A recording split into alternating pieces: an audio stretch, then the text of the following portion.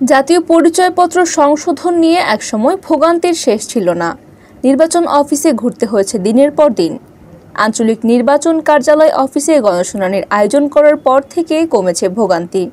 সপ্তাহের প্রতি মঙ্গলবার নির্বাচন অফিসে অনুষ্ঠিত হয় গণশুনানি। আবেদনকারীরা প্রয়োজনীয় কাগজপত্র নিয়ে আসলেই কর্মকর্তারা করে দিচ্ছেন সংশোধনের কাজ। এতে জাতীয় পরিচয়পত্র সংশোধন করতে আসা জনসাধারণের মধ্যে স্বস্তিবোধ কাজ করছে। গত মঙ্গলবার নগরীর মেন্দিবাগস্থ সিলেট আঞ্চলিক নির্বাচন অফিসে পূর্ব নির্ধারিত গণশুনানি অনুষ্ঠিত হয়। এ সময় উপস্থিত ছিলেন অর্ধশতাধিক আবেদনকারী।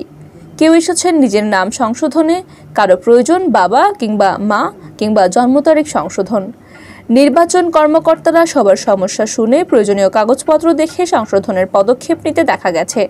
কোনো ধরনের হয়রানি ছাড়া জাতীয় পরিচয়পত্র সংশোধনের কাজ করতে পেরে সন্তুষ্ট ছিলেন উপস্থিত সবাই।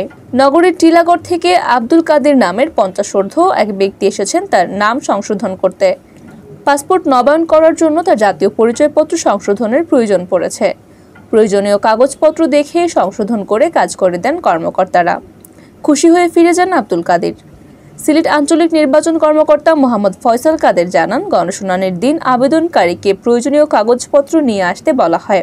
এরপর আবেদনকারীরা প্রমাণপত্র দেখে জাতীয় পরিচয়পত্র সংশোধনের তাৎক্ষণিক পদক্ষেপ নেওয়া হয়।